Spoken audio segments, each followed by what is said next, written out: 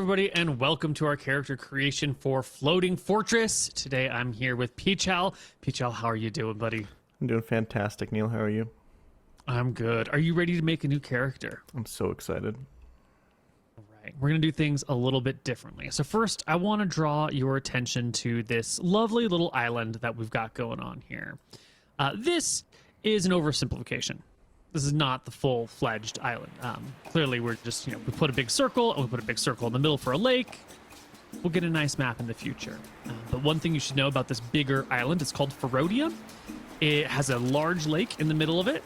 Your village, where we're going to start, is in the middle of this lake. And there's 4 rivers that come out of this lake, dividing Ferodia into 4 different lands. This is unusual. You don't normally have 4 rivers flowing out of a lake that happen to go in equidistant directions all over the place. Strange. But, it's a magical world. There's gods and monsters and elves and whatnot, so it's not that strange. We're going to be starting off in Aknara. It's this little village here in the middle of the lake. And it's a site of an ancient something. This world building 101, just take the name of an existing city and swap 2 letters. I see what you did. I see what you did. What? No, certainly not. Let's start our story. Once upon a time, a long, long time ago, this island was the site of the greatest fortress in all the world, the mighty floating fortress of the Farron Empire. Legend has it that the great Archmage himself built this fortress and used it to define the breadth and reach of his control. When finally satisfied with the extent of his domain, Ferris parked his fortress until need for it arose once again. Your village of Aknara was established by decree of the Great Wizard to guard the entrance to this great fortification, and has done so for 3 millennia. In that time, much has happened, and much has been lost. The secrets of the fortress were handed down from commander to commander in an oral tradition designed to prevent the theft of their secrets. Let's try this again. The secrets of the fortress were handed down from commander to commander in an oral tradition designed to prevent their theft and the fortress's misuse. Long after the great mage vanished and the empire crumbled, Aknara kept its secrets, guarded the mighty keep, and ritually passed this eternal responsibility through the generations. 1,500 years ago, at the start of the last age, when the skies erupted with lightning and the seas invaded the lands, the last great commander was swept out into the lake and never seen from again. The line of secrets was broken, and the lands beyond the lake were sown with salt, famine, war, and strife. Aknara was not spared this difficult time, yet the responsibilities to the world were not forgotten. Centuries came and centuries went. Commanders became overseers, kings became mayors, valorants became wardens, and archmages became armators. The ruins of the fortress on Aknara stud the land and remind the peaceful villagers of a time long ago when this small island was the center of all power in the world. These days, the roles and positions are still held in esteem, but it has been 1,000 years since any significant event has occurred. Wizards, clerics, and adventure seekers still come to Aknara in hopes of unlocking the secrets of the past. An attitude of welcome them, but keep an eye on them, has helped curtail these would-be power seekers from causing any real harm. When the bannerless army arrived during the start of what would become known as the Veil War, a cleric with an escort of ogres and giants arrived to conquer the island and retake the fortress. After a day of looking around and looting, they left, never to be seen from again. There's much ado about the Veil War on the rest of Ferodia, but Aknara has been left in peace. Whereas once the role of the fortress and the defenders of Aknara was to protect the floating fortress of Ferris so that it would only be used by the great Archmage, now their role is to make sure the secrets of the past stay buried and keep those who would bring the world to harm from finding them. And that's where we're going to start our little campaign. You're here on this little island of Aknara. The village is also called Aknara because the village is the only thing of importance on the island. Makes sense. And yeah, it's got a small population, 1,200, mostly humans, a few half-elves, one elf is living there right now. Across the lake, this area over here, the Rochecourt Woodlands, is where a bunch of elves live. The Ordinelles are some big mountain ranges over here. The Nepato Desert extends to the southwest. And the Huss is like a big grasslands that extends to the northwest. Yeah. You live in Fiscat Lake. Your village is Aknara. And you're an ordinary person. There's a lot of lore that we can get into, but why don't we just start with kind of feeling out what sort of character you want to make, or if you have any specific questions that you need to help inform that decision. Yeah, so we already talked a little bit, but the viewer doesn't know that. So I've had this idea for a character who maybe in his current normal ordinary life is a bit of a piece of shit, and specifically is just one of those people who just kind of let his life slide without ever really taking charge of it or ever making sure that he's on any sort of right path. I'm imagining some sort of older middle-aged man who works in some just like disgusting little bureaucratic job where his job is just to say yes to a bunch of people that are his bosses, and he stamps off on decisions that he doesn't really think about or care about. He just cares about, keeping his position and keeping down. And maybe he even has a family and they all kind of hate him and he all kind of hates them, but it's what he was supposed to do, is have a family, so he had one. And he just doesn't really have any friends, and all of his friends are kind of from work, and he has all these like just very functional but not deep reaching relationships. And maybe he comes to a point in his life where he realizes, maybe something happens to him where he realizes he wasted his life and it's not going where he thought it would go when he was young. And maybe whatever happens to him next can be a chance for him to press a reset button on his life. And maybe we can ask the interesting question of, if you had the opportunity to press a reset button on your life, would you even be able to be anyone else, or would you slide back into those patterns? Maybe his bad past could catch up with him at some point or something. So I guess my first question is like, what sort of position in this smaller village, and I don't really know what the like social structures are here, what like the what the systems are in place, but what sort of position do you think this kind of person could have in a village like this? Now I'm seeing two possibilities here. There are undeniably shitty jobs. In every society, there is a shitty job. If you have a small fishing village, your job might be like oyster chucker. And you just like sit there breaking oysters open all day, and it's like hard work, and you hit your fingers from time to time, and there's sharp stuff around, and you're just sitting there on like a bench by yourself while everyone else is doing fun things. Like there's gonna be a shitty job everywhere. Not a problem.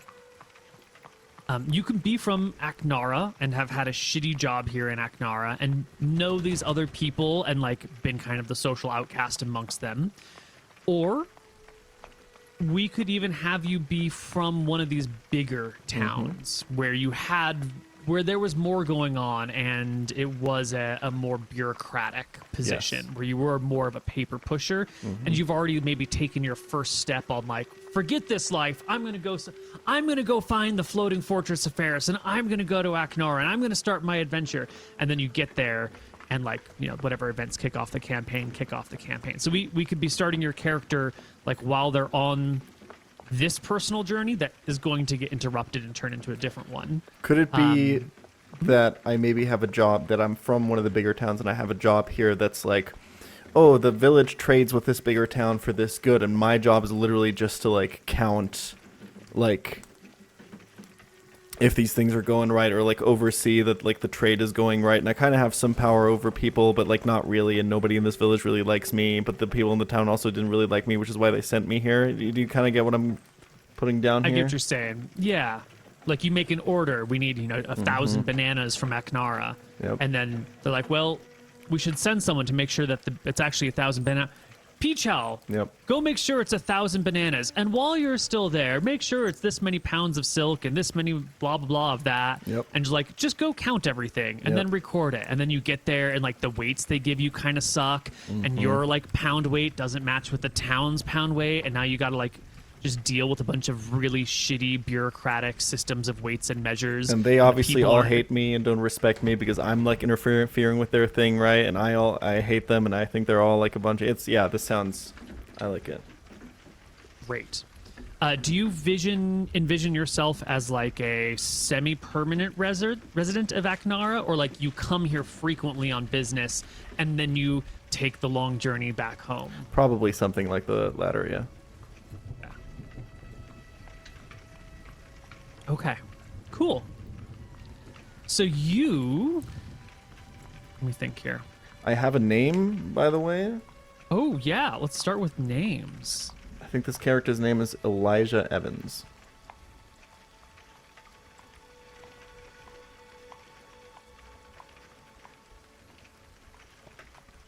All right.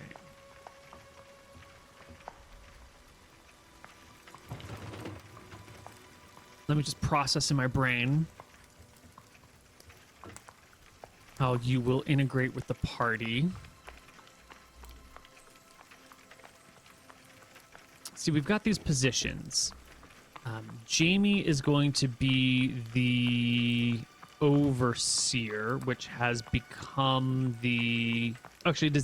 Jamie's the overseer of like keeping the secrets of the fortress, and the other players are wardens, who are kind of like his henchmen, his soldiers, the people who are entrusted with the actual day-to-day task of these things. And the idea was to originally have everyone be overseers and wardens, but I think there's room in here for someone. Might actually be a benefit to the story to have someone else kind of get swept up into this. We're gonna need to work an angle in here so that you already have some connection to these people. You'll have known them for a while, maybe you've been to this town a bunch of times, you kind of understand what these positions are. I need a reason for the party to trust you a lot. We've set you up to kind of be a piece of shit. That's okay. Well, there are people who are pieces of shit that you still trust, even though you may not enjoy them. I'm a piece of shit, but I got my position because I'm really good at telling people yes at the right moment and doing what they need me to do, Like I'm like not like a piece of shit in the sense that I don't care what anyone thinks. I'm a piece of shit in the sense that I'm a doormat. I let everyone walk over me. I let life just happen to me. And I just hate everyone in the back of my head without ever saying anything. Okay. How do you feel if you have a parent or a grandparent who came from Aknara, and so you have a connection to it in the past, but then you've been removed to it and you're assigned to this place because you've got that oh yeah, your mom or your dad? Yeah, that works perfectly, actually. Oh yeah, this getting a position because one of your parents got to you, perfect. It's exactly what this character wants. Yeah, cool, excellent. We can do that. Great. So let's start rolling some stats. We're gonna roll stats a little bit differently this time. We're gonna roll 2 sets of 3d6 for each stat. So you'll roll 3d6 twice, and then you can pick the better one for strength, and then same for all the other stats. If any of your stats are wildly too high or wildly too low, we're going to push them towards the center. We want to be creating mostly ordinary people who have like mostly ordinary lives before this event goes off. And I roll for every stat. I don't roll and then assign for each one. I just roll for strength. You roll twice for strength, and then you roll twice for dex. Okay. Yeah. All right, and then after that, I'll be picking my class and all that. I like it. We're not gonna. You're not gonna pick a class. Oh, right. You're gonna be I remember. assigned a class. Yes. Perfect. Yeah. Even better. Okay, I'm ready. Let's go. That's 1 for strength. That's 2 for strength. That's a 12, baby. Nice. Next up. And dexterity. That's a 9 in dex. Great. Con. That's a 15. You're a very healthy boy. Mm-hmm. All right. Int. I'm a pretty stupid boy. Wisdom / willpower. 12. 12. And our last stat, because we're not doing perception this time around, is charisma. 13. Okay. These are nice. 12, 9, 15, 9, 12, 13. Excellent. We're going to roll you HP, but because of the nature of the campaign, we're going to say you have to start with at least 50%. So it's going to be a 1d4 plus 4 for HP. Say that again. A 1d? 1d4 plus 4. Because a normal person has d8 HP, and we need you to have at least half of maximum HP for starting. That's Great. 6. Love it. And a d10 for handedness, if you don't mind. 1 through 8 is right-handed, 9 is left, 10 is ambidextrous. Right-handed, excellent. Okay, so now let's talk about you. Do you want to be a human or a half-elf? Give me Right human. now the party... Perfect. Love it. Human. Gender? Male. And age. 40.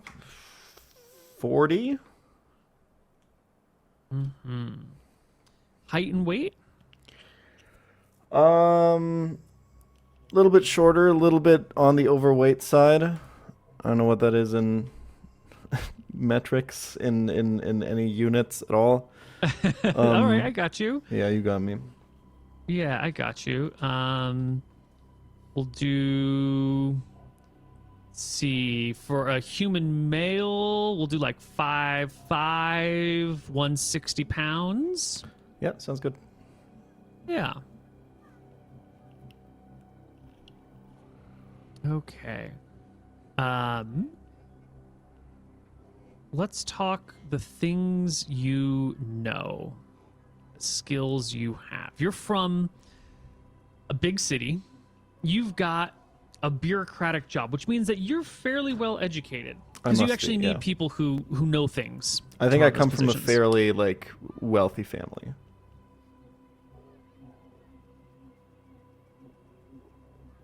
Right.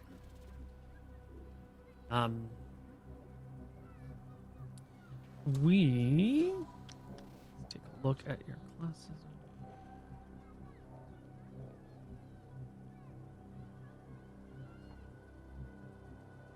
So I think we're going to start you off with 5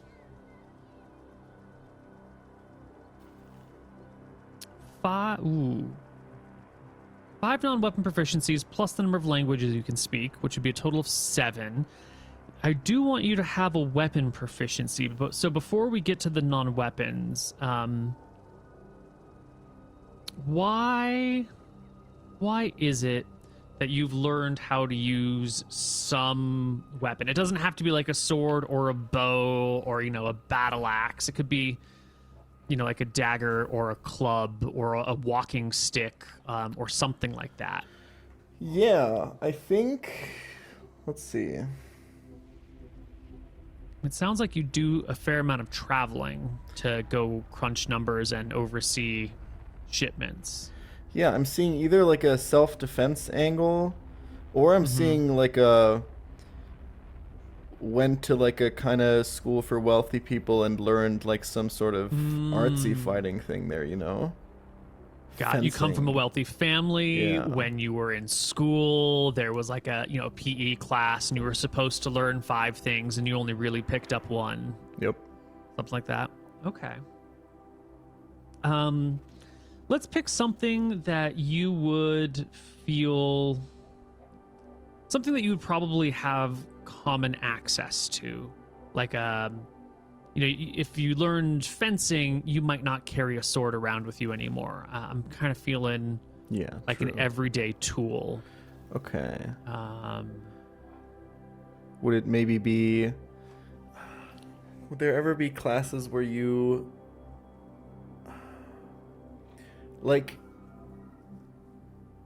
I'm sure if you learn fencing, some of those skills transfer over to fighting with sticks. Maybe the students even fight with sticks, you know? Maybe that's a... Right? Yeah. Okay, we can do some sort of sword, not a problem. Yeah. Perfect. Upper class fighting styles are like thrusting weapons, so short swords, rapiers, epées, something like that. Yeah, why don't we just say a rapier? Sure. It's what the family told you to learn. Exactly. Picked it up. Great. Let's do non-weapon proficiencies now. I'm going to DM you a link. Find your face. There it is. Actually, that's the wrong link. There we go. We want the spreadsheet one. And we're going to sort, because you're an educated person, we'll give you crossover between wizard and priest. So anything, it should be sorted by that. Anything between rows 2 and 67 you can get for the listed price. Anything below row 67 costs 1 additional slot. That's column B. Gotcha. You should start with 6 plus your number of languages, which is 2. I'm sorry, 5 plus your number of languages, which is 7 total. So let's pick 7 skills, and clearly you need literacy. Yes, absolutely. And while we're in that department, I don't give a fuck about any of the usefulness of any of these. I'm going full character mode, because I see calligraphy and bookbinding. Lock both of those in. Oh, there's literally a skill that's bureaucracy. Yeah. Oh yeah, we need that. How many of these are we getting? Total of 7, as long as they're 1 slots. Gotcha. Bureaucracy costs 2. No combat benefits and costing 2 slots? My Beautiful. God. And up there, administration. We need that one as well. Oh, wow. The other's going to be so mad. 2, 3, 4, 5, 6. 3, 4, 5. Okay, you get 1 more skill. Give me etiquette. Right. That's useful. Yeah. As someone who just got done playing a bear for a year, Cool. that guy did not know etiquette.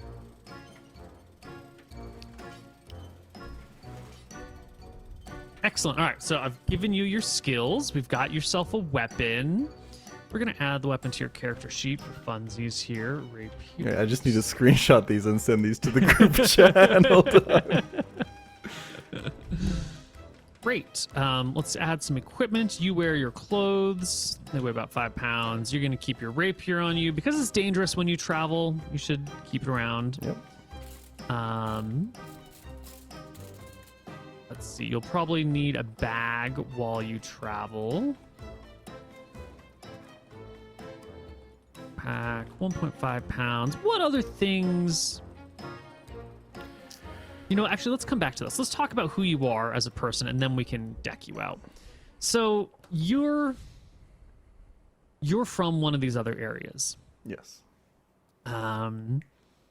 Let's see. Justar's Bay is the largest and most important city on the island, on Ferodia, the main island. Terrador is the second largest and most important city. And then after that, it's all kind of a crapshoot. So these would be the two big places to be from. Yeah. Which one's the more cushy? Probably Just Stars Bay? Just Stars Bay. Yeah. Yeah. Give me that one. Right. And one of your family members is originally from Aknara. We need you to have a connection here. So do you want to be, what is it, second generation or third generation Just Stars Bay? I feel like my dad's from Just Stars Bay. My mom's from Aknara, maybe? Okay. This could work. And why did your mom leave Aknara?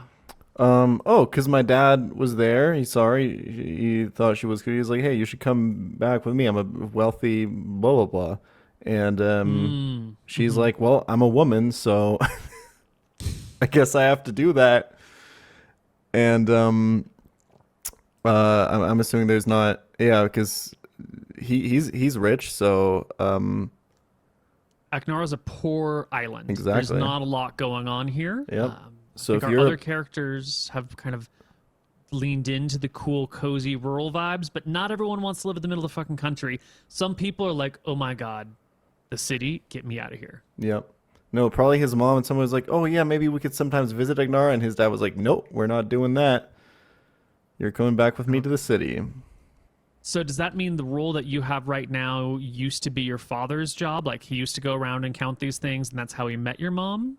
Maybe. I think he was a little bit higher ranking than me. I think he was a little bit more successful and always kind of looked down on me a little bit, I think he's he's not the guy that counts, he's more the guy that sends the guy to count, and maybe once like a year he goes there to like make sure everything's okay, kind of oversee everything, Got it. I'm imagining some kind of powerful like merchant or... Got it. So he's some sort of powerful merchant, some sort of director, Yep. came through Aknara, met your mom, presumably the two fell in love, otherwise he wouldn't have invited her back. Yes. And then they took off. That's right. And then as you aged, you kind of, is this the family business that you're in, or did you not go into the family business and instead you went into like a bureaucratic government job? Yeah, I think that's what happened. I think it's more like I tried, maybe I even was encouraged to have my own business stuff. It all kind of failed. And then I was like, okay, I guess I'm just going to fall upwards from here on out. My dad probably helped with giving me some sort of like bureaucratic government or whatever job here. But from that point onwards, it was always just like, yes, sir. Okay, I'll stamp that for you. Uh-huh. And whenever people above me died or got promoted, I got promoted behind them. Got it. And like he's not like bad at his job, like he takes it seriously. He has some sort of sense for that, but he also doesn't like, he's definitely not passionate about it. It's more of a sense of duty, right? But like also it's like the only thing he has going on for him. There's just like, yeah. No, I got it. It's very office space. Yes. Right? Like you're good at your job, but you're not happy about it. Yep. And it consumes everything you do, and you're stressing about it, and you're not really, yeah. Okay. And we've been saying that your job has something to do with trade and just like overseeing that contracts are going to be sorted. So let's call you, or we could call you a contract specialist. What's a sort of shitty job title or like a dystopian job to? Half our audience is accountants. Don't say that to them. I feel like this is what accountant used to mean, no? Perhaps. The one who keeps the accounts? I think so. Yeah. Okay. Done. Accountant. Goes to places and...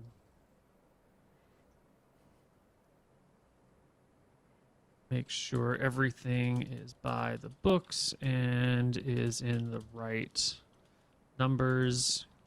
It's like the perfect amount of like I have to meddle in other people's business that don't want to have anything to do with me, while also like, being protected from above and yeah. Mm-hmm. And without having any actual real power either, like. Mm-hmm. Mm-hmm. Okay. We need to establish some level of connection to Aknara so that you'll have some reason of knowing a little bit about Aknara's secrets and be just close enough that when like some chaotic events happen, that the people of Aknara aren't immediately like, he's an outsider, get him the fuck out of here. Yeah, I would Some imagine sort of, like, my mom used to can tell still me sort of trust stories about Aknara, right? Maybe she was kind of in the know. Yeah, And she definitely. was maybe also like known enough in the village to where like, oh, this guy is like her son. Like, you know, he got he was born in the city, but we remember her and she was cool. Presumably your mom has brothers or sisters Yeah. there. Whom like I never got to see when I was a kid because my dad was always, we don't talk to that part of the family, but like, yeah. Right. Okay. Do we have a name for either your mom or dad? I did not think of any.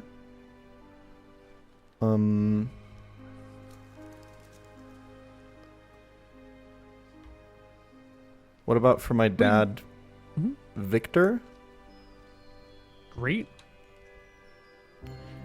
And I'm guessing the mom would probably have a more, I don't know if there's any other like linguistic vibe that this region is kind of going for. Like I went very like Anglo with my name, but like maybe hers is kind of a different kind of vibe to kind of set her apart. Well, Mouton's name is Cedric Smith.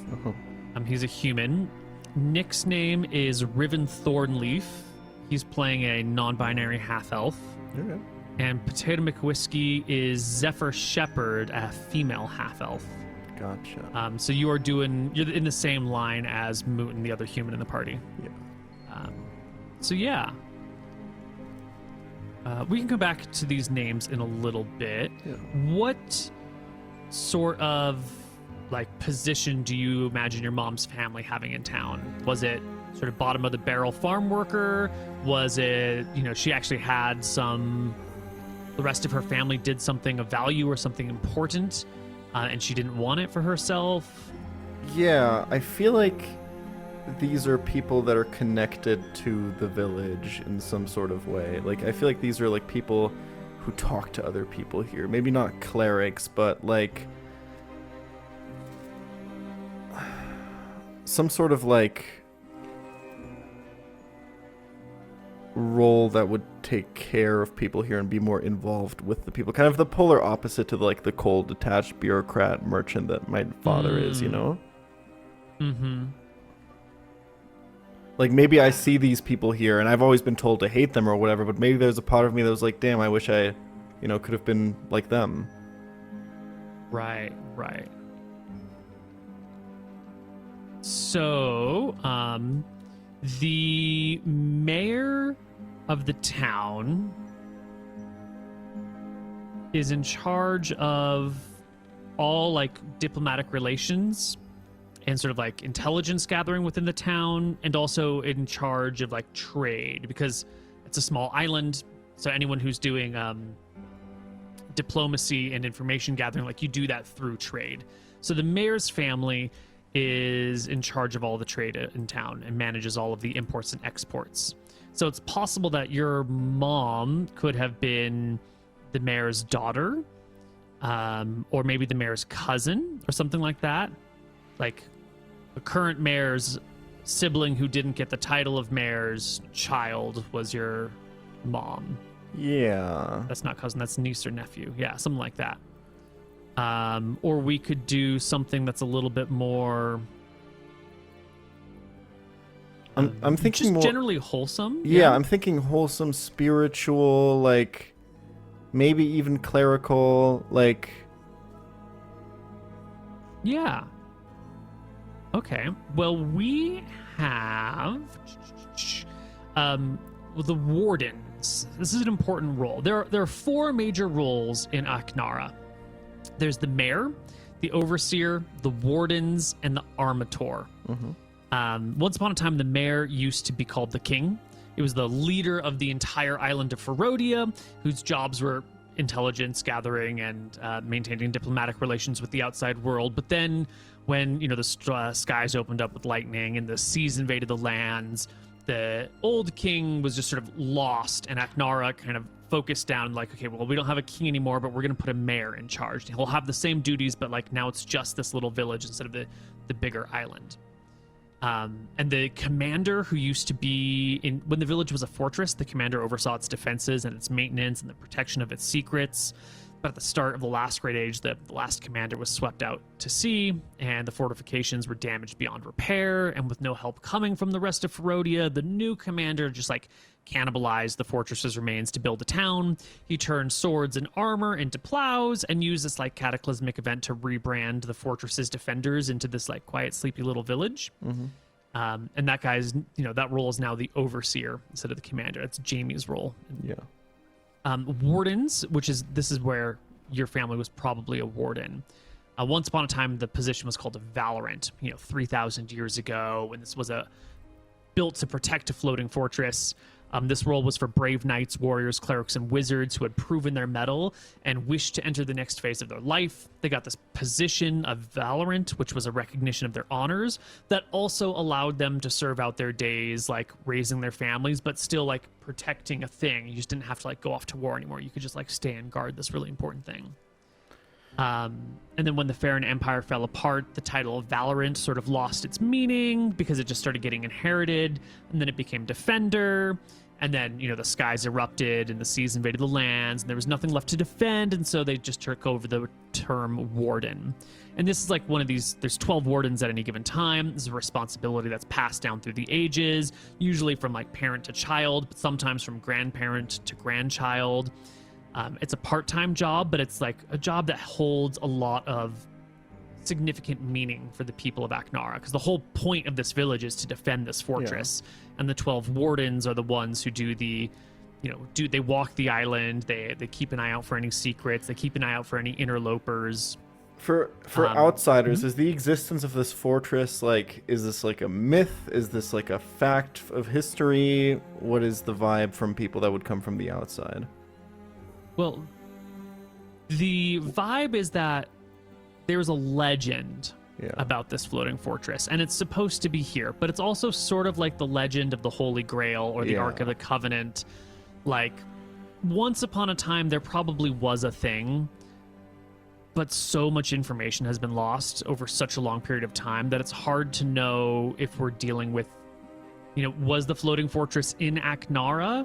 Or was it like buried in the lake and Aknara is just the nearest piece of land? Or maybe it's the entire island of Aknara. Yeah. Maybe it's actually the entire island of Ferodia that like lifts off into the sky. Or maybe the island of Ferodia just floats around. Or maybe Aknara floats down one of these rivers. Or maybe it's actually just a giant, there's a creature in this world, in many fantasy worlds, called a Zeraton. It's essentially a giant sea turtle that sleeps for hundreds of years, and on its back is like a little landscape with a mountain, and people live on the back of the turtle, sort of a floating turtle island thing. So maybe the floating fortress is just a Zeraton. It's kind of like Troy.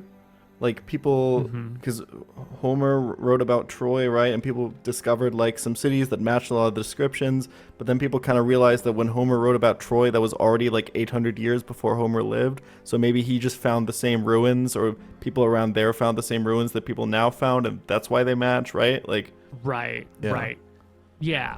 So there's this big sense of like mythology, but no one really knows what's going on. The beginning of the last age, the beginning of the Age of Iron, I said the line, the seas erupted and the skies erupted and the seas overtook the lands or invaded the lands. It's a huge cataclysmic event. It reshaped Arcadia, it reshaped Solemn. In this area, there's a lot of like storms and lightning and the like inland flooding, storm surge. And so on the big island of Ferodia, that's like salt water that comes and ruins all your good farmland. Then on the little village of Aknara, it's just fresh water that destroys your buildings. But anyway, the point is that during this time, like anything that would have been written down was probably destroyed and lost. So I'm imagining, all you need is like 3 generations before knowledge is just forgotten. So I'm imagining like my dad was probably like, yeah, your mom tells all these stories about this thing, but it's really just like an old story, and he doesn't really believe it, and he kind of made me believe that it's all kind of bullshit, right? And has always kind of undermined her position as this warden, right? Never took it very seriously. And she was like very, like they probably had a good relationship, but like she was always like, still because of he was like a rich guy and he kind of took her with him. Like she was always kind of undermined by that. But like when she would tell me stories by the bedside, she would tell these like great stories of this fortress and of the wardens and all that, right? And it would inspire me, but also like that kind of inspiration would be kind of then drawn out of me by like the monotony and the perfect like reality that like my father put upon me. Yeah. Perfect. All right, so we're gonna say since your mother left Aknara, she wouldn't have been a warden. I would have kept her there. Yeah. But her mother or father, why don't you roll me a d2, 1 for mother, 2 for father, would have been a warden.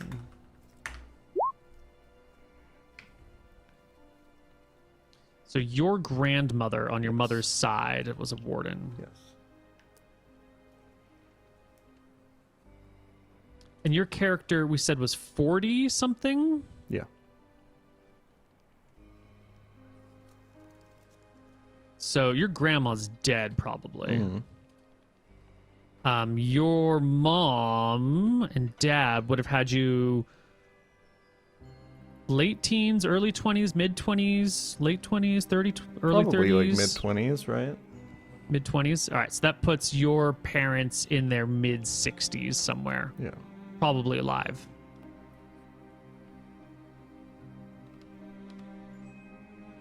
Do you want them to be alive? Yeah, sure. Okay. My father's Great. definitely alive. Should I just set his age at 65? Let's do it. Excellent. And would you roll me 3d6 6 times in a row just so I can get your father's stats? Sure. I feel like the mother probably died, actually. I think that makes more sense. Because it kind of cuts me off from the whole thing kind of cleanly. Maybe even when I was younger, she died, so she would tell me these stories when I was young, and then she dies, and then I only have my father, right? Right. And the connection's just lost. Back in your mother's village. Yeah. And you're kind of an outsider, but then people are like, "Oh, hey, you must be my cousin. I've heard about you. Yeah. Oh, yeah, you kind of look like your mom a little bit in this way or that way." Okay. 3d6 6 times. Yeah. 9, 9, 14, 8, 8, 13. 9, 9, 14, 8, 8, 13. Strength, Dex, Con, Int, Wiz, Charisma. So healthy and charismatic, but not the smartest or wisest person. Probably also not a victim of, what do you call it? Nepotism. A success story of nepotism. Just another nepo baby. Yeah. But he's charismatic. He's, personable person at the very least. Which is probably also why he could never actually teach me how to be successful. Yeah. Got it. Okay. So your mom died when you were young. How old, ballpark? Probably like teens, 15 or something. Okay. So died when Elijah was 15, and she would have been, let's say, 38 at that time. That would have put her at, no, that's not right. 23 plus 15. No, it is 38. Okay. All right. So you would have been like raised on bedtime stories about Aknara and the wardens and the overseers, but also told that like these were family secrets that you shouldn't tell anyone. Mm-hmm. And of course, at some point you talk to your dad and your dad's like, it's a bunch of bullshit. Yep. Okay. Got it. And I can totally imagine that, like, Elijah gets promoted to this position where he goes back to Aknara to do this, and he tells his dad about it, and he's, like, really proud, and the dad's like, really? You're going back there? Like, I got your mother out of that backwards village, and now you're going back there? Oh, man. You're just twisting that knife in, aren't you? Yeah. Okay. So, there's this thing that happens. Life is going swimmingly. Herodia's doing its thing. You're pushing your papers. You're counting your bananas. One day, piece of shit Verossi Empire invades this island from the east. Because just off screen, I shouldn't say just off screen, but the next landmass to the west of here is the Dardanelles, where we played Tides of Death. Wait, one more thing for the backstory and family of this character. I actually think I have a wife and kids, but they're always like an afterthought. Like I fucking hate them and they fucking hate me. And it's always just this like offhanded thing that I mention sometimes that I have kids, but I never actually talk about them. I think that's kind of funny. Perfect. Love it. Okay. To the west is the Dardanelles, where we played Tides of Death. To the east is Solemn, where we played Outcast. So we're right in the middle of these things. The Empire of Verossi, same folks from Outcast, has come and attacked this island. And very quickly, they like conquer the whole thing, except for these elven lands. The elves are, good defenders. Yep. And so instead of just burning everything down, they settle into a nice long siege and just like siege them down. That means Justar's Bay has been taken over by the Verossi Empire, and they are shitty. If your job was bad before, your job is worse now, because it's a might makes right sort of place, and when they say jump, you have to say how high, otherwise, unfair, ridiculous consequences can ensue. Yep. They're cartoonishly evil at times. So, going to Aknara might be a slight reprieve, because technically it's controlled by the Empire of Verossi, but it's just a small podunk village in the middle of the lake and no one gives a shit. So Aknara might be like a bit of a refuge for you. It might be a bit of like at least we're out from the Empire, but then I have to go back, and then I got to see the Empire again, and then I got to see my wife and kids again. Yeah. And I feel like I almost feel like for him nothing much changes. Like he's just taking orders from the Empire now, and he's just used to saying how high when somebody says jump, right? Oh, so you don't even like really feel the change between previous ruler and Empire. It's the same sort of like I definitely have no feelings either way about it. Like got it. Yeah. Got it. Cool. Love it. So, how often do you come to Aknara, and how long do you stay?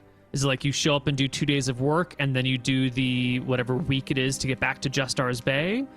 Or is it like you come and you're here for a season, and then you leave?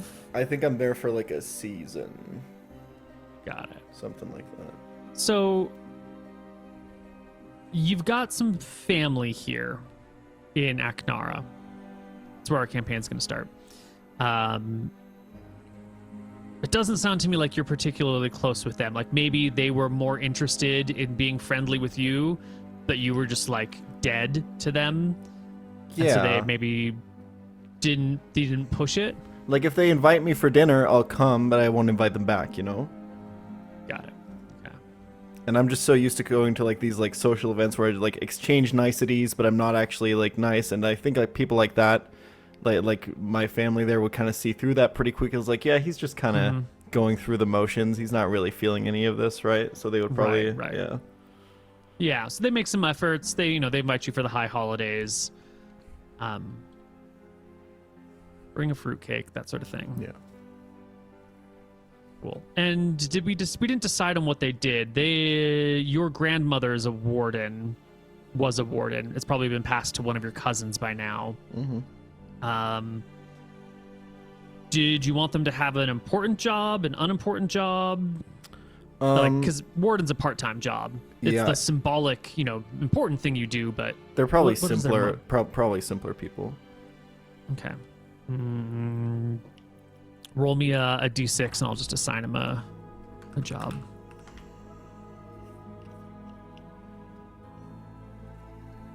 They are, what do you call them? The people who work with carpenters. Yeah. I like it. People that actually like make something that you can touch instead of just writing down numbers. It's a really good contrast. Mm-hmm.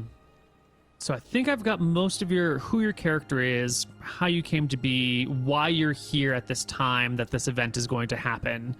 You're not supposed to be in town necessarily. You kind of know the rumors. You hear the stories. You were raised with the stories. And when the campaign-defining event kicks off, you're just wrong place, wrong time. Yep. continued victim of your life and circumstances. That's right. Excellent. We're going to do some gear for you, and then we're going to take a break. And when we come back from the break, we will do like a short, 1 hour or so little adventure just to kind of get in the feeling, just to get in Elijah's skin a little bit and flesh him out. But first, let's do his gear. So as you travel back and forth between these places, you probably have some stuff. You're here for a season. You got to carry a bunch of shit with you, clothes. And do you have any form of entertainment? What does Elijah do when he's not pushing pencils and counting bananas? Like very light entertainment, whatever the equivalent of like reality TV is. Just like the most like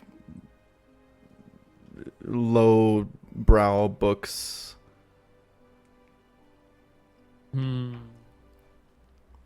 That's a thing. The equivalent of reality TV here is hanging out at the tavern and just like watching other people do stuff. Yeah.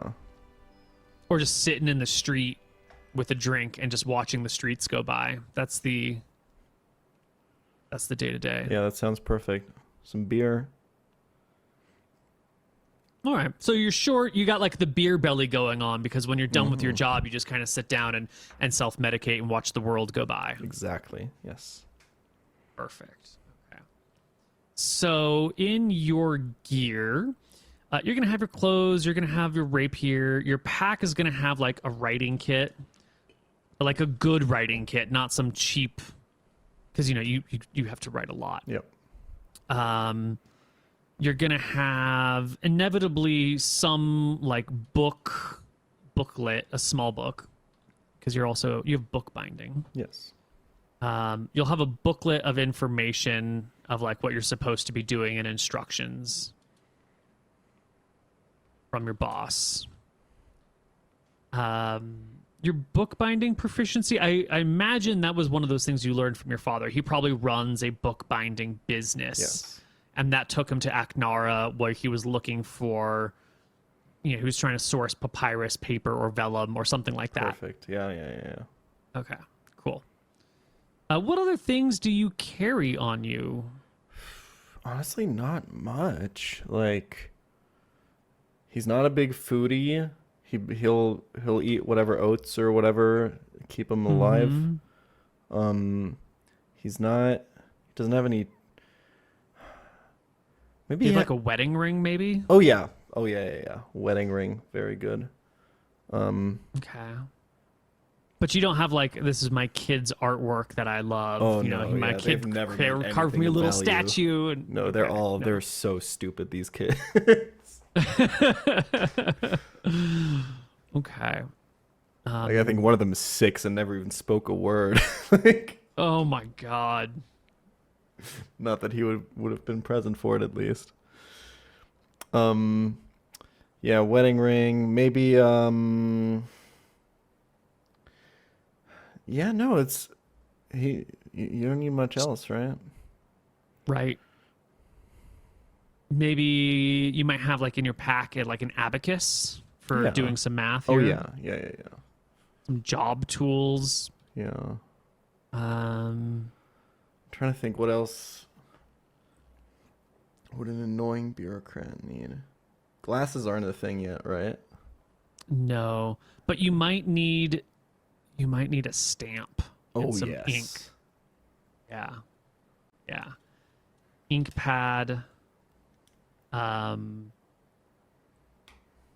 Set of stamps. Approve and disapprove. Yes. Perfect. Maybe some trinket. Maybe some trinket from his mother. Something that connects him to this area. Maybe even something that, like, if worn on a necklace or something, people would recognize. Yeah, probably some.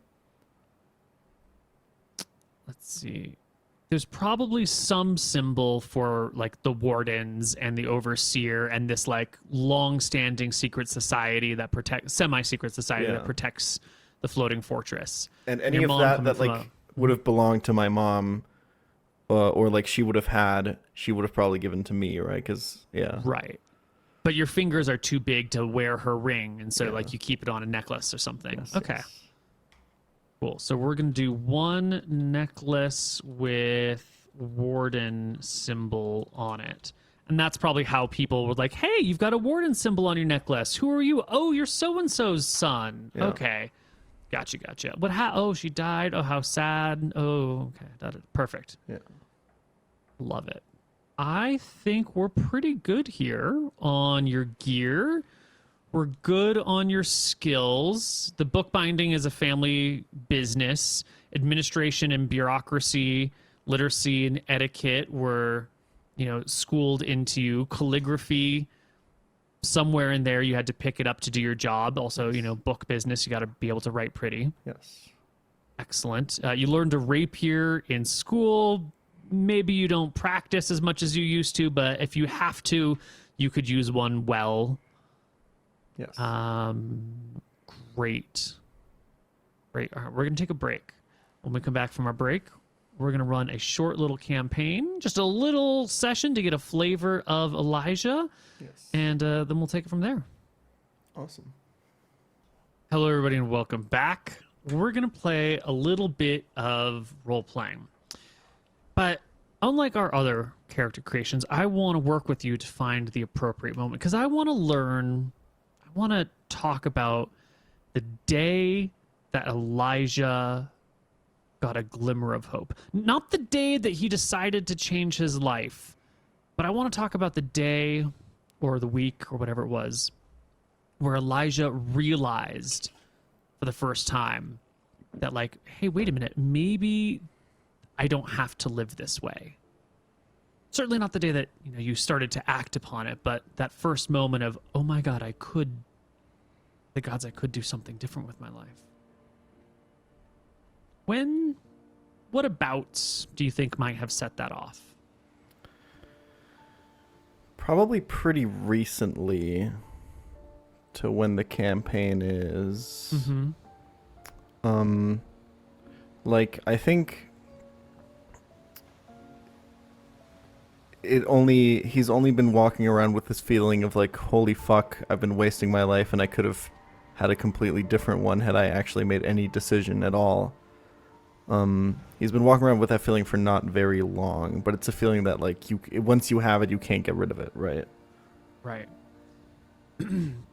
Is this something that like he saw a life he wanted and was drawn to it, or he saw something that he really didn't want and that it was coming for him and he was pushing that away? Was this sort of random happenstance, an inspiration from a story? I almost think that like something like a near-death experience could set this off. Just something that reminds him, is like, hey, it could be over right now. And that got him thinking like, wait, if it's over right now, I didn't do anything that I can be proud of, right? Okay. I can work with this. Great. So we want it to be kind of close to when the campaign starts, huh? Yeah. All right. We're going to set our little story in a moment where you had a near-death experience. And the near-death experience is part of it, but the other part is that one of your coworkers in this moment dies. And you have the like, oh my God, that could have been me. It could all be over. And then you see how quickly that person is just like forgotten in the workplace. Like they're gone. Maybe they have a desk. Maybe, it's more of an open concept where people are just doing whatever work. And like, once they're dead, their name doesn't come up again. Like, there's just no point in saying it. Someone else takes their position. And you didn't even know anything about their family. Something like that. How's that working with you? Yeah. All right. So this coworker of yours, let's talk about them a little bit. Who were they? Maybe they were in a position below me. Maybe they were like learning, right? I had some authority over them, maybe. Young, in their 20s, motivated. Maybe I even felt a little bit threatened by their vigor, but also a little bit inspired. But also, I used to be like that. That's not gonna last for long. And it didn't. And they worked under you, or off to the side and under? Probably off to the side and under, probably not directly under. Yeah. And what sort of circumstance would have brought the two of you together close enough physically that when they died, it could have also been you, but it just happened to not be? Maybe we were both on the journey to Aknara? Okay.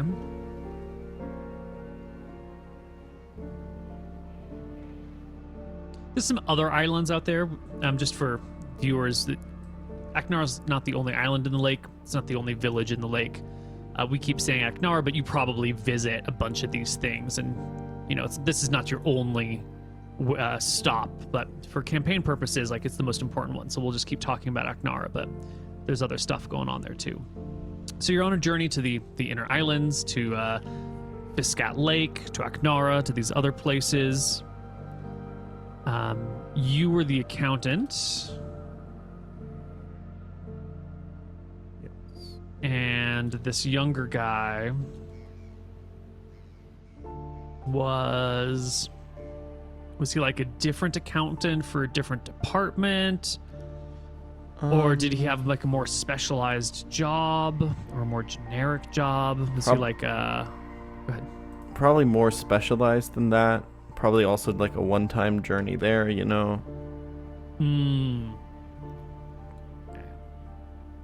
So he's not coming to do this all the time, but maybe he was maybe Justar's Bay wanted to set up a little outpost or a little permanent building where they could store stuff for people who come to Fiscat Islands. Yeah. And he was the architect who was going to design your little tiny warehouse or something. Yeah, that sounds about right. More of a creative type. So Elijah was the accountant, and this younger guy was an architect who was to negotiate for, design, and build a small warehouse on one of the Biscat Islands. Okay. So I could see he's got a little bit more creative type. He's got a little bit of power.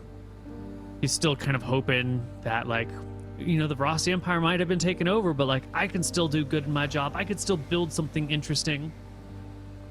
And what happened to him? Did he fall off a boat? Was he attacked by a monster? Did he just get food poisoning? Did a rock fall? Was there a landslide as the boat's going along? Yeah, I think something that also could have gotten Elijah and just didn't, and he just happened to be sitting in the right spot. I think some sort of natural occurrence that got the boat. So, yeah, if we look at our map, there is Justar's Bay is over here, and there's this river that leads from the ocean all the way up to Fiscat Lake. So I think what we're going to do is that you guys left in a boat, came on over, came up this river. Now, this river actually does go right by some very large mountains. And from time to time, there are landslides. It's just a known thing. Maybe it was raining that day or earlier in the week. And I think what we have is some rocks tumble down the mountainside. Tumble. You're out in the river. It's a big fucking river. It's a huge river. But for whatever reason, the south side, this lower section was a little bit more navigable at the time. So you're actually kind of close to this side, not too close. And as the rocks come down, one of them just hits something and just kind of spins off randomly into the water, like skips across and just hits him, like out of the blue sky. 1 in a million chance. Yep. There's no way you should ever have felt threatened by that, but like, poof. What's this guy's name? Theodore? Sure. Ted? Yeah, Theodore. Smashing into Theodore's head. Killing him. Elijah you were just standing right next to him. Yeah. All right. So, why don't we pick up right around here? You're on your way to Fisket Lake. You're going to go to Aknara. You're going to visit some of these other villages. You're going to visit some of the villages that are on the edge of the lake as well. You're on a ship that's been charted for you. There's this landslide that happens. You know, you can kind of see it off in the distance, and everyone comes to the side of the boat to watch this like monumental, colossal roaring of earth and probably some ice come tumbling down. And out of nowhere, a rock just like bounces and skips and skips and skips, and then poof, right through Theodore's head. And he just hits the deck. Yep. And everyone just kind of turns to look. And he's just gone. I think I freeze up. I don't think I've ever seen anyone die before. I'm like looking around. Yeah, the other people on the boat are looking around too. The rowers, you know, the you roll on the surface here, and they just kind of look down at the body, arms stopping. Wait. Officers standing around, agape. I immediately look to whoever is in charge, which I'm assuming is the officer. Mm-hmm.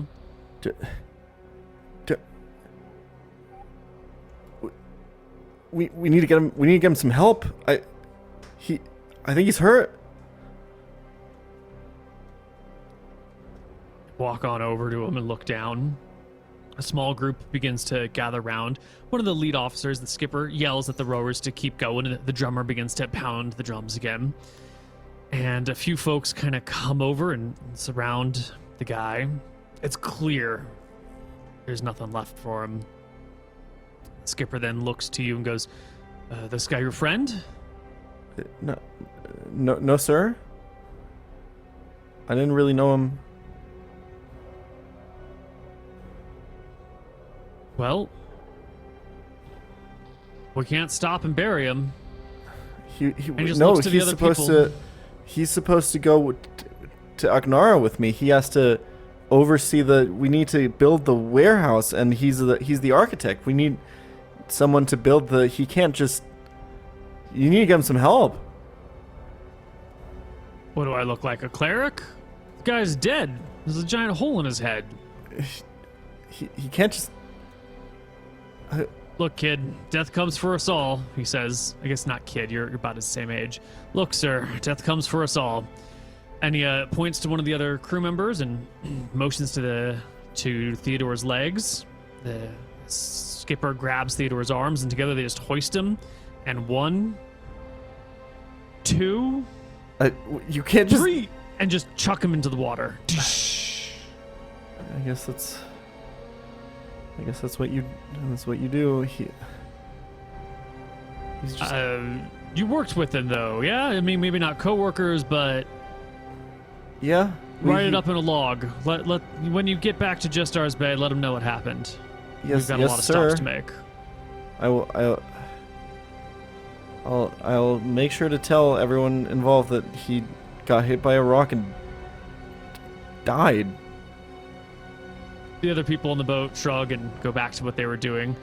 They'll pair off in little groups, and you can see some of the junior officers are just standing around, clearly pointing at the bloodstain, like eagerly talking about it, but leaving you out of the conversation. The skipper goes and gets one of the cabin boys to get a mop and a bucket and like mop up the blood really quickly.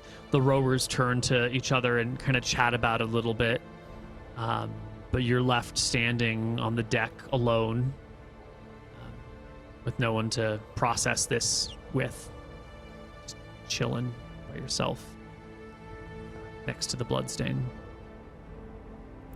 I'm imagining he was standing like on the side of the deck, like maybe leading off a little bit, and I was a little bit more to the inside. And I think maybe I was standing in that spot when I got on the boat, and he was there. I was like, "Yo, let me stand there. I like looking off the boat. I like looking in the distance, seeing what's up." So naturally, I'm like, "Yeah, sure, whatever." Yeah, that like one spot between the banks of rowers where you can actually stand to get like a good view of everything, and he just traded places with you just not that long ago.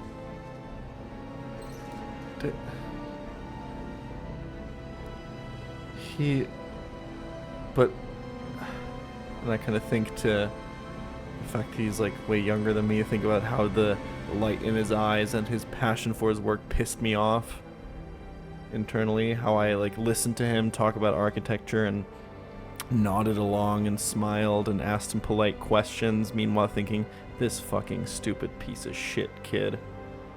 And I think back to all that and how mean and cruel and meaningless that all seems now, and think how he probably, despite being half my age, lived 100 more lives than me. As you're standing there collecting these thoughts, the skipper will come over to you with a backpack. It's Theodore's backpack. And he holds it up before you and says, "Do you need any of this stuff? Should it go back? Did he have a family? Does anyone want this?" I don't know. I just met the guy. I guess someone has to take it back. I can carry it. I can take it. You sure? That doesn't sound like you knew him particularly well. I mean, nobody else here knew him at all. So somebody has to get his things in order and tell someone what happened, right? The guy opens the backpack and sets it down and pulls out, some spare changes of clothes, pulls out some sheets of paper that are bound together, like poorly bound together with some twine, and like kind of just flutters them in his fingers and hands them over to you. I think these are drawings of buildings. I flip through them, and they're like beautiful, I'm assuming. While still technical and accurate, and clearly they show made form and function, and he cared. And there's smudge marks where he tried to like squiggle something out and make an adjustment because like it could be a little bit better. Well, he eventually fishes out a small purse with some coins in it and kind of opens it, dumps the coins in his hands, and like looks at you in the eyes, looks at the coins, like 10 of them in his hands, and he takes 4 silver coins and hands them over to you and pockets the other 6 silver coins.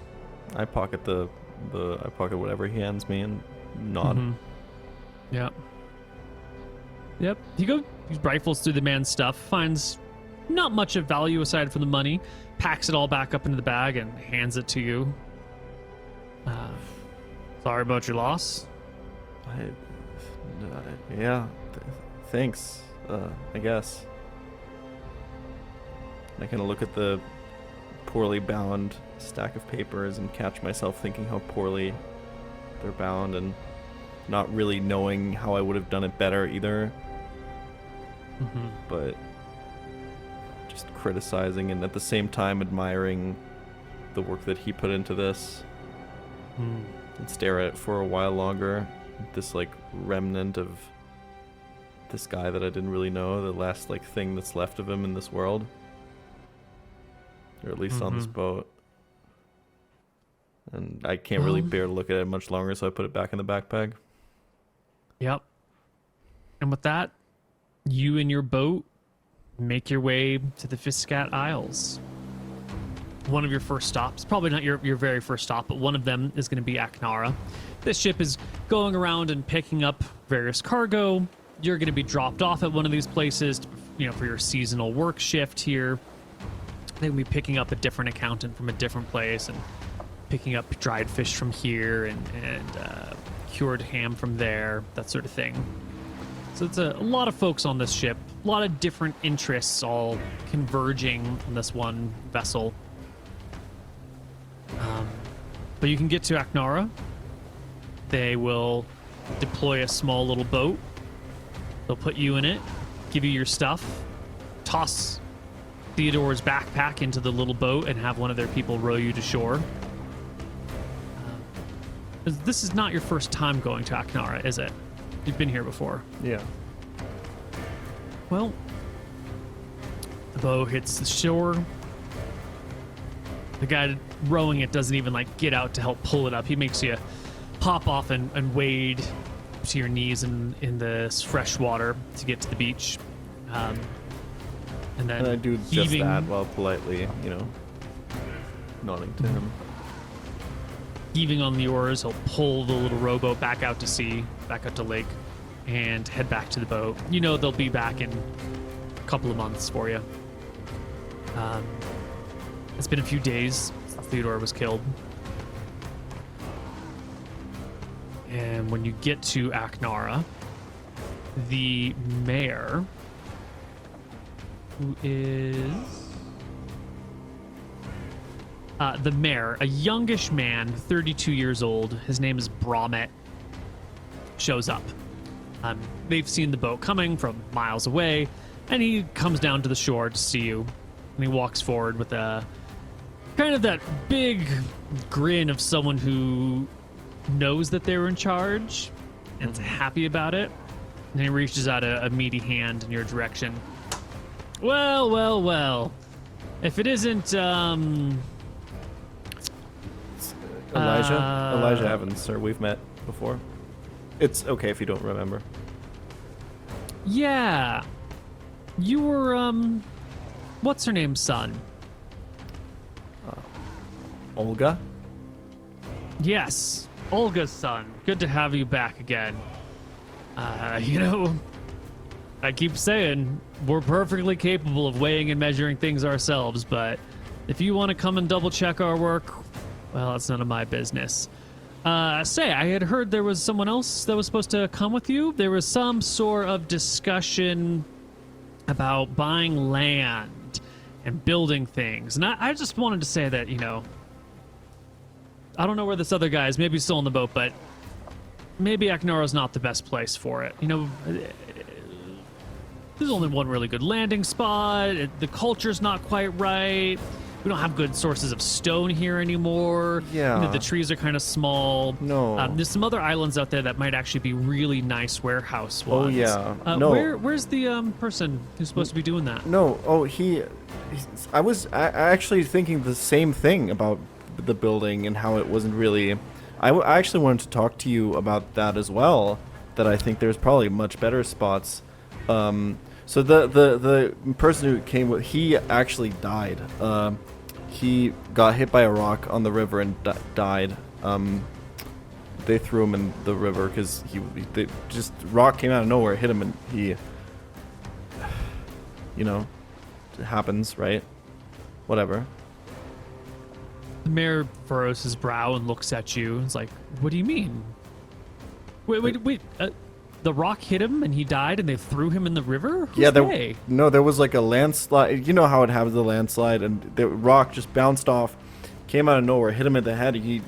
And everyone was like, yeah, he's dead. Officer was like, nothing we can do. So they took him, threw him off a boat, and I got his backpack here actually, with his stuff. By the gods. Yeah, this Are you okay? And I kind of start picking up. Did you get injured? I start picking up on the social cues. No, it was actually very scary and sad. I was right next to him, actually. I was even like, whoa, look out for that, but it was too late. I couldn't. I tried, but I couldn't really. And I was to the office like, we need to help him. We need to get someone here. We need to get help, right? But he was gone. So yeah, I didn't really know. It was really... I cried a little bit. Puts a hand on your shoulder and is like, hey, man, when was this? You seem a little shook up. Here, why don't you come inside? We'll head over to the tavern. We'll get you a drink. take a load off. They just threw him in the river? Yeah, I mean, what they it was Oh a my couple of days ago we were on the river. It was, yeah. How barbaric. He I said to them too, it's like we have to give him a burial or something, but they just wouldn't really listen. You know, everyone deserves a proper rest at the end of their life. I don't care who you are, whether you're sinner or saint. Death comes for us all, and when it does, and you can see him like reach up and like remove from his necklace like a medallion of Rossi, the goddess of death and destruction. You know, that's that empire that's conquered everything, but this guy, he's not that like, we're here to conquer things. He's much, you can tell right away. You know, he's one of those like journey's end sort of people. He puts a hand on your shoulder. He's like, everyone at the end of our days deserves a good rest, sinners and saints alike. When death comes for us, we should meet it with respect. It's the one equalizing moment that we all have. So let's go have a drink and remember him, and take a moment here at this end of times to appreciate this guy's life. Tell me about him, he says as he like puts an arm around your shoulder, welcoming you into the village, kind of holding you, getting that like extra amount of physical contact in, you know, a supporting arm as he walks you to the tavern. Yeah, and I feel like normally in a situation like that, Elijah would have found a way to kind of wiggle out of that physical contact, which makes him a little bit uncomfortable. But in this moment, I think while he is playing things up, I think there is a part of him that really does need this and is shook by this and is kind of appreciating another human actually, you know, acknowledging that something bad happened and making him like acknowledging the fact that this was kind of horrible. So he's gonna be thankful of that embrace and kind of go off with him and start embellishing a lot about how he knew Theodore and how great of an architect he was and what a brilliant kid and that he had, you know, and they were great friends and all that, even though they hadn't known each other for a long time, and say things of that nature. Yeah. Well, it's a nice little toast. No one else here really knew Theodore. In fact, Bromit is the only person who was really expecting him or had any investment in it. And so the mayor takes time out of his theoretically busy day to sit with you through the whole day. He's also sort of blowing off work, but he takes the time and sits with you and talks with you. And it takes him a little while, but he remembers your name, Elijah, right? Yeah, of course. Eventually the conversation gets round to that necklace you carry, that symbol of the wardens that was your mother. Bromit will speak up eventually and say, so Elijah, you've been coming here a little while, and, you know, I know that you're Olga's, it was Olga, right? Olga, yeah. Son. Do you know about that necklace that you carry? That ring on your neck? This old thing, yeah. It was my mom's. We used to be really close. But, you know, she died when I was young, and this was like the only thing she kind of had left. Other things, you know, my dad took, and she just used to tell me that this is an important ring to her family, I guess. And, you know, she used to tell me all these old stories. You probably tell them to your kids as well or whatever, about... What stories? You know, it's so long ago, I don't really remember. It was an old fortress, I think. Big fortress, and that the wardens had to protect the secrets of it so that nobody else could take it, right? Yeah, it's an old story. You know, old legends. Really old story. Yeah, you know how it is. Like, every place probably has its... Not that this is like any other place. It's obviously a very special place that... But, you know, it's just one of those stories, right? But I guess it it was nice to hear my mom talk about it. It's a nice story. You know, that ring, it's a symbol of duty and devotion. It's normally worn on a finger, sometimes around a neck like you got it there. It's a sign that you're protecting something, an old thing, an old fortress, an old legend from a long time ago. You know, it's a silly superstition around these parts. But some folks around here carry them and do their best to, well, and shrugs. What's an old legend? You know, all of us are going through old rituals. I mean, my name, Bromit, there's like 13 people in my family who've been named Bromit. I get this name because it's an old ritual and it's an old legend, you know? Your last name, Evans, that's passed down from your father, I assume, and his father before him. And there's been probably been an Evans on Elijah for 1,000 years. Stupid name. It's just my dad just saw there's a he makes up a story. There's an old dog actually in my family. There's a ritual that just people are named after, you know, dogs, and that's just that is a silly ritual, right? Yeah, it's just old rituals like that, you know. And it's like old legends like that. My mom used to tell. I didn't even really, when I was a kid, even I didn't even really believe it about the fortress and all that. It was kind of stupid, right? Yeah, it is kind of stupid. I mean, we've heard the legends. People come through here all the time. I mean, hell, when the Verasi Empire showed up, Cleric came through here with some ogres and some giants. They were going to, like... Don't get me started on those guys. I don't even... the Verasi. Well, Verasi is what we always say back. Am I right? Well, I mean... Kind of puts that necklace away again, the one that of the symbol of Verasi. Let's not discount a goddess just because some of her followers are a little blood crazy. Oh no, of course. Well, I'm not saying I'm not the one. I was just saying the other people say that stuff about I actually like Verasi a lot. Just like some of the people, you know how it is, like. Yeah. No, big fan of Verasi actually. Right. Well, I was gonna say. Some of her folks came by. People claim to follow her, looking for the fortress a while ago.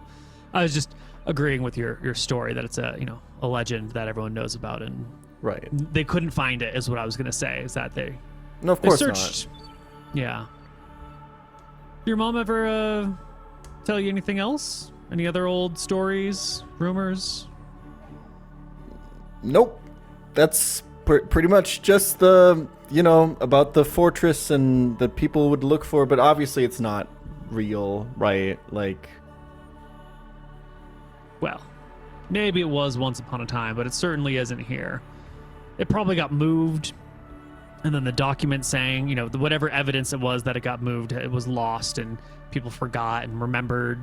When you park your horse and then you go to the bar and you come back out and you're like, wait, where did I hitch my horse? And you like walk around town looking for your horse and you can't find him. Yeah. Probably that same thing. Yeah, exactly. No, yeah, like when you, when I lose, I hate it when I lose my horse. It happens to me all the time, actually. I'm like, where's my horse? Right? I go out the bar. It's like, oh, where did I put it?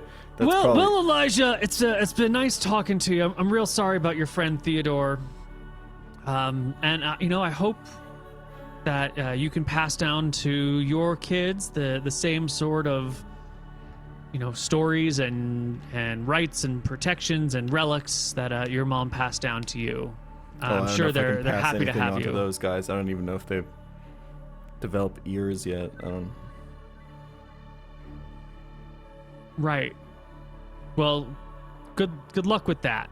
He gets up and puts out a hand to shake yours. I give him a very floppy handshake. Thank you, sir. I really appreciate. And what you were saying about the building, totally agree, by the way. And I'm not here to be in anyone's business.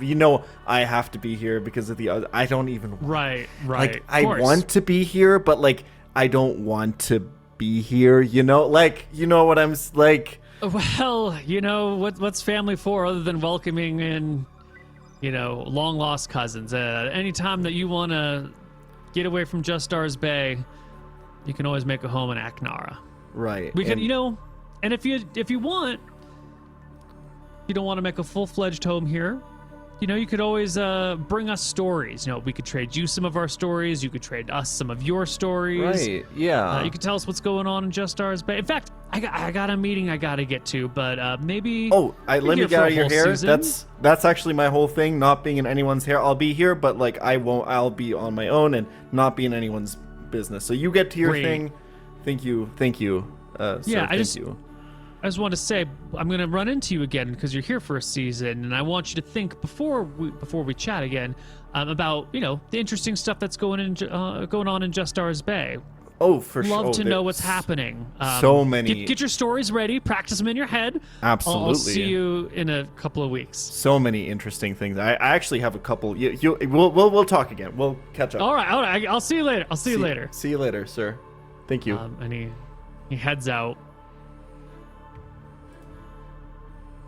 A little while later, the bartender comes over and gives you the tab. The mayor didn't pay for his drinks before he left.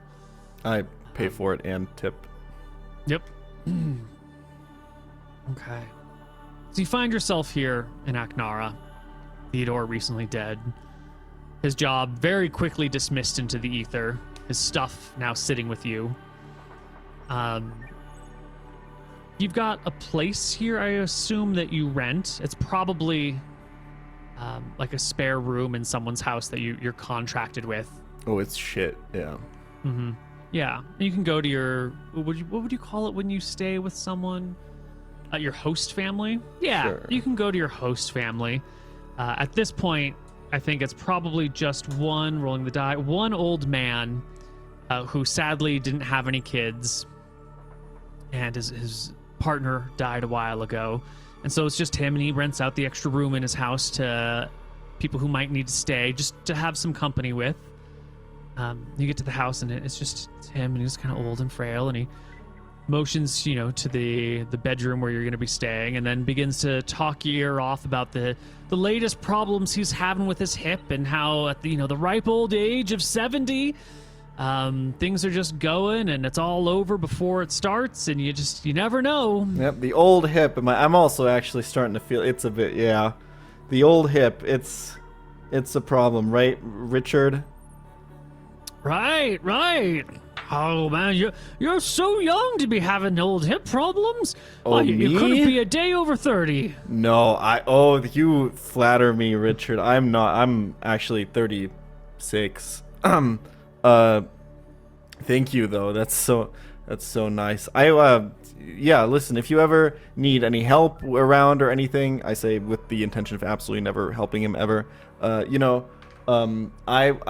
can count on old Elijah, right? Two old guys just snipping up together, Well, if your hip ain't hurting you that bad, I do have a thing for you. The thatch on the roof has gotten a little damp, and we got a couple of sprouts coming up in there. Yeah. Some of those mums have been seeding themselves, probably from bird droppings. You normally need soil, but with the right amount of guano and the hay and the wetness from the rains... Now that you mention it, actually, my hip has... No, my hip has actually kind of...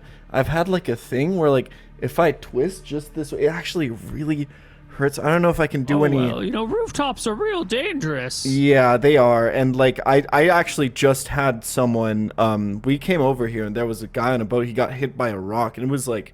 I was like, whoa, right? He was really badly hurt, and I don't really want to... I'm kind of a little bit afraid of getting hurt now, Richard, so... maybe Big Heights roof isn't, like, the right call for me. I could absolutely I understand. No, it's okay. No, don't worry about it. No, but Richard, anything you need, right? Totally can count on me. That's all right. I'll go get the Smith's son. I'll go get Cedric. He'll take care of it for me. Cedric, right? Okay, yeah, great, yeah. Good idea. Yeah, he sounds great. Yeah, and the old man gets up and does his slow shuffle with his hands behind his back out towards the front door, and leaves you in the house alone. So here you are in Aknara. How you feeling now that you finally have some alone time, some quiet time? I plop down in whatever. It's probably just like a bed. Like I don't really. Yeah, these rooms are small. Like there's no good lighting indoors. The temperature control is absolutely abysmal. So indoors are really just a place to sleep and store your shit. No one ever hangs out inside, except for maybe like a tavern's a nice space, or a fancy house might have a parlor. But normal people's houses are literally just for sleeping and storing your shit. There's no entertainment to be had. Yeah. The lighting sucks. The aircon sucks. So I sit down on this bed in this shitty room and kind of unpack my things in the way I've done a lot of times now and put them all in their place. And I sit down and I think back to the office I had before I had this job back in Just Stars Bay, and how that was kind of nice and cool, and had like a window and like a desk and all that, right? And it was nice, and there was like people around, and there was a nice tavern down the road and all that. And I start to think if maybe this promotion that I got, that this guy above me kind of sold to me as like this cool job, maybe wasn't all it was talked up to be.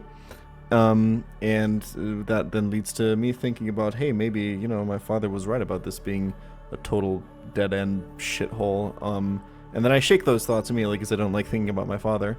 And then what catches my eye is the backpack of Theodore that I threw aside as I came into the corner, and I kind of just look at it, and it's almost like the buttons on the backpack are staring back at me like little eyes.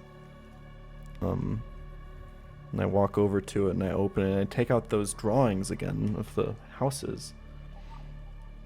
And the lighting's bad, but I can kind of still see and flip through the shitty bound paper and look at all the things and think back. 4 different renditions of what this warehouse could look like. 2 of them are done with wood, 2 of them are done with stone. One of them's got square doorways, the other has arched doorways. There's a chimney that's like positioned in a couple of different places depending on the model you're looking at. There's options here. There's thought put into different ways this could be played out.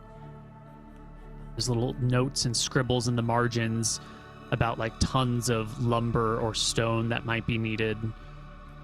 There's a little question that says like, call it rose quartz for keystones ? And then like below it, too expensive ? And then like the too expensive is underlined a few times. A couple little faces doodled in edges here and there. Product of bored hands. And this book reminds me of something in my distant youth that I worked on, some project, some passion thing, but it's so long ago and buried by so much bullshit and so many numbers and paper and hands I shook and deals I made and stuff I did that I can't. It's like it's buried in my mind beneath this massive stack of just bullshit paper, and I can't get to it. And I don't know what I did back then that I felt as passionately about as Theodore did about this warehouse, and it's fucked up. And I hate the fact that I don't remember. And I just start crying. I didn't cry when my son was born, or my piece of shit daughter, or when I got married to my piece of shit wife, or when I got my first job, or when I nothing. But this moment alone in this hut, I realized that Theodore died with something in his backpack attached to him that after his death, people look at him and are like, damn, this guy worked on something cool. And if that rock had hit me and they had opened my backpack, they would have found nothing like that. And the only thing they would have found that had any sort of symbol to it whatsoever is that ring of my mother.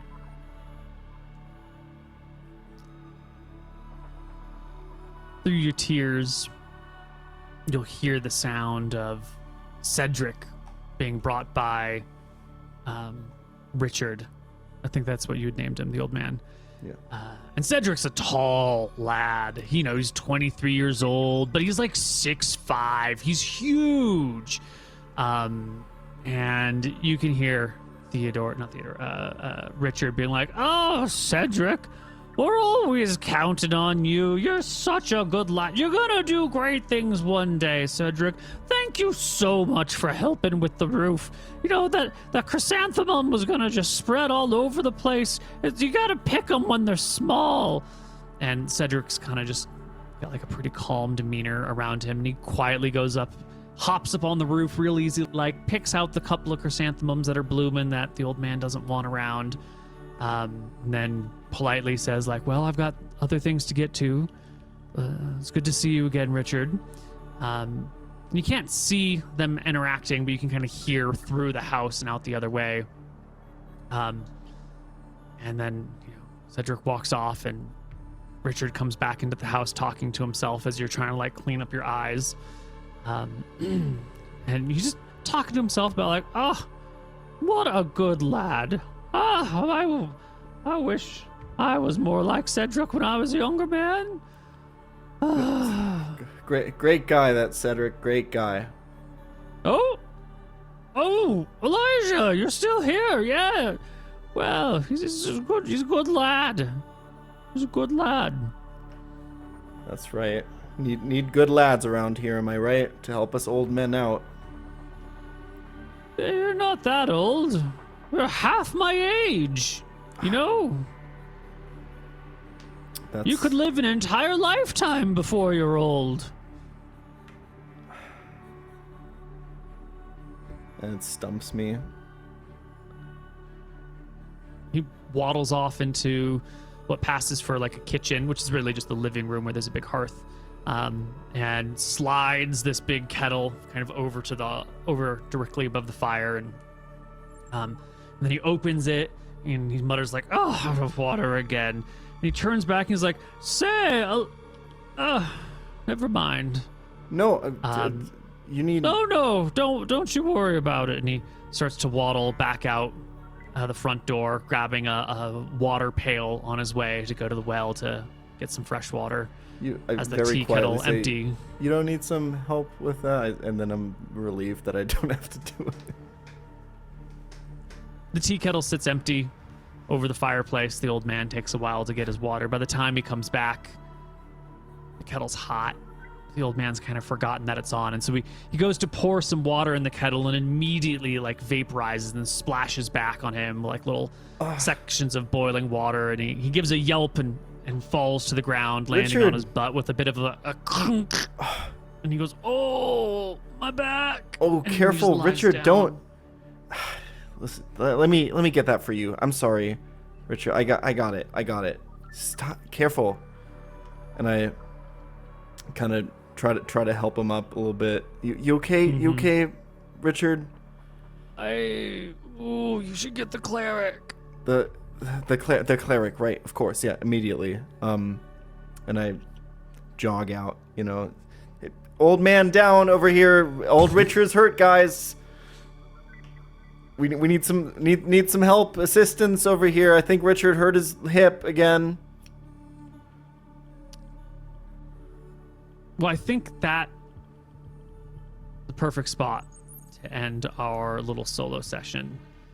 Beautiful. I think we've got a little bit of a taste of who Elijah has been, and maybe he's something. I think maybe half our audience is now in the middle of a midlife crisis. I know you've inflicted a mild one on me, but that's fine. 40's just around the corner for me. Don't zoom in like that, Pierre. What was that? That was unnecessary. Great. Well, that is our last character to be created. Amazing. I think we're gonna try to find a spot to get all of you to interact together for a short adventure sometime before the campaign kicks off. I have to plan it though. Now that I finally know who we're dealing with, I want to bring us together and get us like a little bit of a pre-campaign gelling. No, this was great. I didn't actually know how I would play him exactly, but it I feel like he came to me during this session and materialized in front of me, and now I know exactly who he is, and I love him so much. Great. Is there like a real world person that you're basing him off of, or that you're being inspired by? I recently read the novella by Tolstoy, The Death of Ivan Ilyich, which is basically this old bureaucrat in like late 1800s Russia who like is dying, and he realizes everyone hates him and he wasted his life, and he only realizes this because he's dying, and it's a terrifying book because it just ends with him dying, never having lived a life. So I was like, the only way to give this guy a happy end is to isekai him Wow. and like put him into a fantasy world where he gets to maybe reset his life. And I wondered, if he got to reset his life, would he even do anything different, or would he just end up in the same spot again? And that's the question I'm trying to answer for myself with this campaign, you know? Whenever I'm looking for an uplifting moment, I also read Tolstoy. That's right. It's woo. Yeah, and that's where the name Elijah Evans, that's just if you anglicize Ivan and Ilyich, you get Evan and Elijah. All right. Well, that's it. We're out. We'll catch you next time for hopefully a 4-player session. Bye. Amazing. Goodbye.